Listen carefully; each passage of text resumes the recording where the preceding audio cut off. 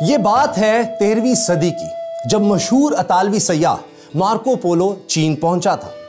اس نے یورپ واپس جا کر چین کی دولت کے ایسے ایسے قصے سنائے کہ یہ ملک یورپی نوجوانوں کے خوابوں کی جنت بن گیا۔ اس دور میں ہندوستان کی دولت کے قصے بھی بہت مشہور ہوئے۔ یورپی قومیں ان ممالک تک پہنچنے کے لیے زور لگانے لگیں۔ ہندوستان تک سمندری راستہ کھوجنے کی کوشش میں کولمبس امریکہ دریافت کر بیٹھا۔ بعد میں یورپی طاقتوں کو ہندوستان تک تو رسائی مل گئی، لیکن چین ان کے حملوں سے بچا رہا۔ مگر بکرے کی ماں کب تک خیر مناتی؟ چین پر حملے بھی ہوئے، بغاوتیں بھی ہوئیں، لیکن پھر چین میں ایک لانگ مارچ ہوا جس نے چین ہی کی نہیں دنیا کی تاریخ بھی بدل ڈالی۔ ایک افیون زدہ چین، اپنوں سے لڑتا بھڑتا چین عالمی طاقت کیسے بن گیا؟ میں ہوں محمد اسامہ غازی اور آپ دیکھ رہے ہیں دیکھو سنو جانو کی brand new series history of China, افیون سے سی پیک تک۔ اور ہاں، چین کی عظیم الشان تاریخ جاننے سے پہلے دیکھو سنو جانو کو سبسکرائب ضرور کریں۔ 1834 میں برطانوی بحری جنگی جہاز چین بھی پہنچ ہی گئے، لیکن ان برطانوی فوجیوں نے چین کے مال و دولت اور ترقی کے جو قصے سنے تھے وہ اب ماضی کا حصہ بن چکے تھے۔ 19ویں صدی کا چین عالمی طاقت تھا، نہ ہی دنیا میں کوئی اس کی بات سنتا تھا۔ زیادہ تر چینی باشندے افیون کے نشے میں دھت تھے اور قوم کے سنجیدہ لوگ ان کی حالت زار دیکھ کر اور اپنی عظمت رفتہ کو یاد کر کے آنسو بہاتے تھے۔ یہ ایک تلخ حقیقت ہے کہ جب کوئی قوم زوال کا شکار ہو تو وہ حال کے چیلنجز کا مقابلہ کرنے کی بجائے ماضی کے قصے سنانے میں زیادہ خوشی محسوس کرتی ہے۔ ان حالات میں جب برطانوی بحری بیڑا چین پہنچا تو برطانوی تجارتی افسر لارڈ ولیم جان نیپیر نے چینی حکومت سے تجارتی معاہدے کے لیے دباؤ ڈالا۔ اس سے پہلے چین باقی دنیا سے رابطوں سے گریز کرتا تھا، کیونکہ چین کو اپنی ثقافت اور تاریخ پر بہت مان تھا۔ چینی سمجھتے تھے کہ ساری دنیا کے لوگ غیر مہذب اور وحشی ہیں اور ساری تہذیب اور ترقی صرف چین نے کی ہے، اور اگر باقی دنیا میں کوئی ترقی ہے بھی تو وہ چینیوں کی ہی سکھائی ہوئی ہے۔ لیکن 1834 کا چین اتنا کمزور ہو چکا تھا کہ وہ غیر ملکی وحشیوں کا راستہ نہیں روک سکتا تھا۔ چینی حکام نے لارڈ نیپیر سے ملاقات سے انکار کر دیا تو برطانوی بحری جہازوں نے 2 چینی قلعوں پر بمباری شروع کر دی۔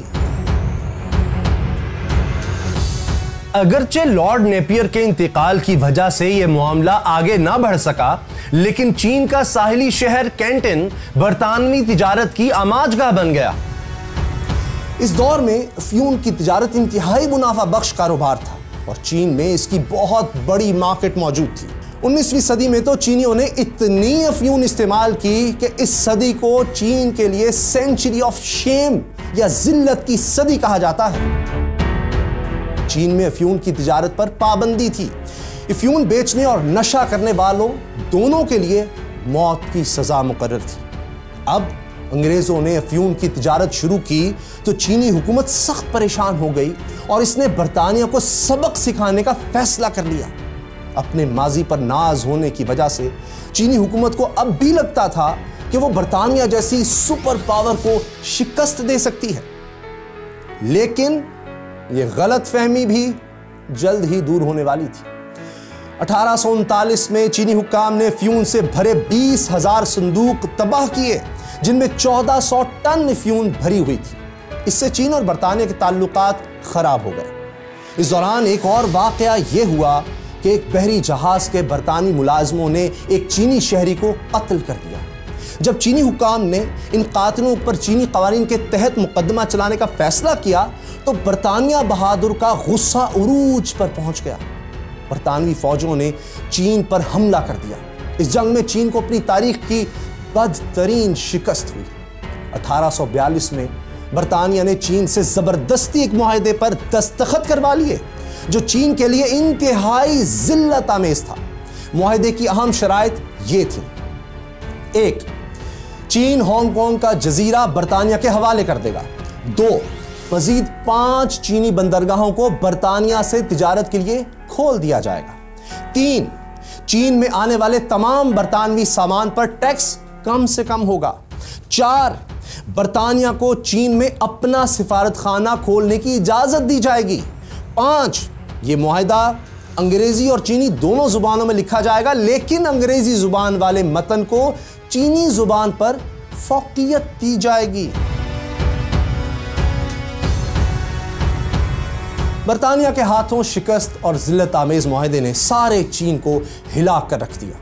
وہ چینی قوم جس نے دنیا کو جنگی حکمت عملی سکھائی، دنیا کو بارود سے متعارف کرایا، بندوقیں اور توپیں بنانا سکھایا، جس نے بارودی سرنگوں اور ہینڈ گرنیڈز کی شروعات کی، جس نے راکٹ لانچرز اور مشین گن کا تصور دیا، وہ قوم اپنے سے سینکڑوں گنا چھوٹے سے ملک سے ہار جائے گی؟ یہ بات کسی چینی کے وہم و گمان میں بھی نہ تھی۔ چین میں برطانیہ کے خلاف بدلے اور نفرت کے جذبات کروٹیں لینے لگے، لیکن ابھی اس لہر کو انقلاب کے شوروں میں بدلنے کے لیے مزید ایندھن کی ضرورت تھی، اور یہ ایندھن بھی غیر ملکی طاقتوں نے مہیا کیا۔ ہوا یوں کہ معاہدے کے 14 برس بعد 1856 میں چینی بندرگاہ کینٹن کے نزدیک چینی حکام نے ایک برطانوی بحری جہاز جس کا نام ایرو تھا اسے قبضے میں لے لیا اور اس کے چینی عملے کو گرفتار کر لیا۔ چینی حکام کو شک تھا کہ یہ جہاز بحری ڈاکو استعمال کر رہے ہیں۔ جہاز کے کپتان کی شکایت پر ہانگ کانگ میں موجود برطانوی بحریہ نے کینٹن شہر پر حملہ کر دیا۔ بعد میں فرانس اور امریکہ بھی اس جنگ میں شامل ہو گئے۔ چینی شہروں اور ساحلی قلعوں پر شدید بمباری کی گئی، لیکن اس میں ایک حیران کن بات اور بھی ہوئی۔ برطانیہ چین کو سزا دینے کا ارادہ رکھتا تھا اور اس کی فوجیں بڑی تعداد میں چین کی طرف بڑھ رہی تھیں، لیکن اس دوران ہندوستان میں 1857 کی جنگ آزادی شروع ہو گئی۔ چنانچہ وہ فوجیں جو چین کی طرف بڑھ رہی تھیں انہیں ہندوستان بھیج دیا گیا۔ یوں چین ایک بڑے حملے سے بچ گیا۔ البتہ جنگ جاری رہی۔ برطانوی اور فرانسیسی فوجوں نے کینٹن شہر کے علاوہ چینی دارالحکومت پیکنگ پر بھی قبضہ کر لیا اور چینی شہنشاہ زیان فینگ دارالحکومت سے فرار ہو گیا۔ چین نے پھر شکست قبول کر لی اور برطانیہ نے چین کے ساتھ پرانے معاہدے کی جگہ ایک اور نیا معاہدہ کر لیا۔ اس معاہدے کی شرائط چین کے لیے اور بھی ذلت آمیز تھی۔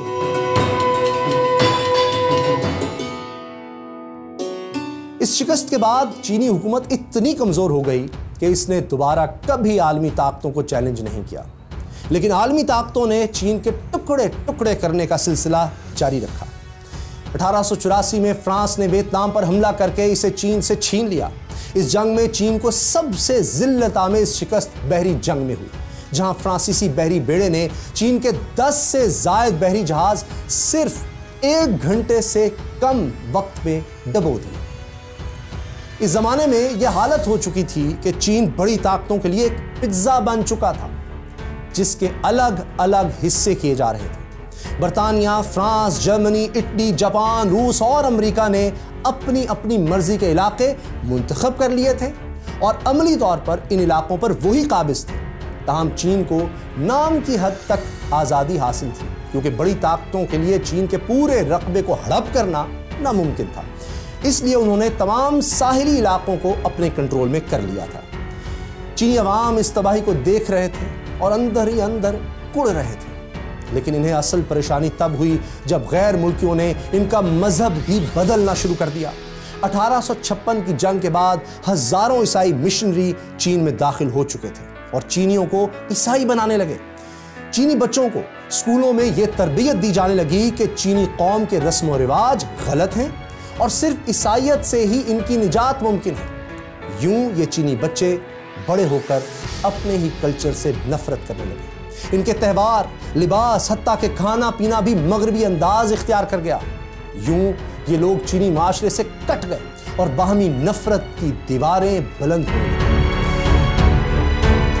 غیر ملکی فوجوں کی یلغار، افیون کے نشے سے قوم کی تباہی اور اپنے رسم و رواج کے خلاف عیسائی مشنریوں کی مہم نے چینی عوام کو بے چین کر دیا۔ ستم بالائے ستم تو یہ تھا کہ چینی حکومت اور سرکاری افسر بھی کرپٹ ہو چکے تھے۔ چین میں جرائم اور غربت بھی عام تھی، لیکن 1894 میں جاپان سے ہونے والی جنگ تابوت میں آخری کیل ثابت ہوئی۔ ہوا کچھ یوں کہ جاپانی فوج نے کوریا پر حملہ کیا جو اس زمانے میں ایک ہی ملک تھا۔ چین کوریا کا حامی تھا۔ اس نے کوریا کو بچانے کے لیے اپنی فوج وہاں بھیجی جو اس کی ایک تاریخی غلطی ثابت ہوئی۔ چینی فوج کو جاپانیوں کے ہاتھوں بھرپور مار پڑی، بلکہ جاپانیوں نے چین کو سبق سکھانے کے لیے اس سے تائیوان کا جزیرہ بھی چھین لیا۔ اس جنگ سے پہلے تک چینی حکومت اپنے عوام کو یہ کہہ کر تسلی دیتی تھی کہ چین میں موجود غیر ملکی فوجیں کسی جنگ کی صورت میں چین کی مدد کریں گی، لیکن جاپان سے ہونے والی لڑائی نے اس خوش فہمی کا پول کھول دیا۔ غیر ملکی طاقتیں بظاہر تو جنگ میں چین کے ساتھ اور جاپان کے خلاف تھیں، لیکن عملی طور پر انہوں نے چین کی کوئی مدد نہیں کی۔ چین کی مدد کے لیے امریکی اور برطانوی بحری بیڑے آئے، نہ ہی روس کے پیدل فوجی دستے پہنچے، حالانکہ ان ممالک کی فوجیں چین میں موجود تھیں۔ ستم بالائے ستم یہ کہ غیر ملکی طاقتوں نے چینی فوج کو جو ہتھیار فراہم کیے تھے وہ بھی جنگ میں بیکار ثابت ہوئے۔ مثال کے طور پر بحری جنگ کے دوران چینی ایڈمرل ایک جرمن جنگی جہاز استعمال کر رہے تھے۔ جب جہاز نے پہلا گولہ فائر کیا تو اس کا ڈیک ٹوٹ گیا اور ایڈمرل نیچے گر کر زخمی ہو گئے۔ سونے پہ سہاگا یہ کہ اس جنگ کے 2 سال بعد 1897 میں جرمن فوج نے چینگ ڈو کی بندرگاہ پر قبضہ کر لیا۔ اگلے برس برطانیہ نے چین کو مجبور کر کے ہانگ کانگ کا علاقہ جو پہلے ہی گوروں کے قبضے میں تھا مزید 99 برس کی لیز پر اپنے نام کر لیا۔ 62 سال کے کشت و خون، افیون کے نشے اور غلطیوں سے چینی عوام نے یہ سبق سیکھ لیا تھا کہ عالمی طاقتیں کسی کی دوست نہیں ہوتی، بلکہ ہر ملک اپنے مفادات کے مطابق ہی فیصلہ کرتا ہے۔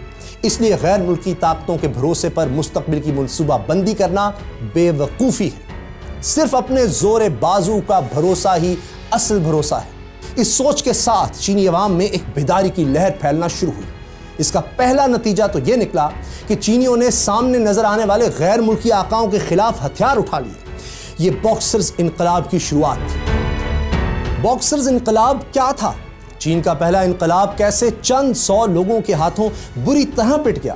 چینی ملکہ نے اپنے ہی شہری کیوں قتل کرنے شروع کر دیے؟ یہ سب آپ کو دکھائیں گے اگلی قسط میں۔ لیکن اگر آپ یہ جاننا چاہتے ہیں کہ چین حقیقت میں کتنا طاقتور ہے تو یہاں کلک کیجئے، اور یہ جاننا چاہتے ہیں کہ جرمنی دنیا کی کتنی بڑی طاقت ہے تو یہاں کلک کیجئے۔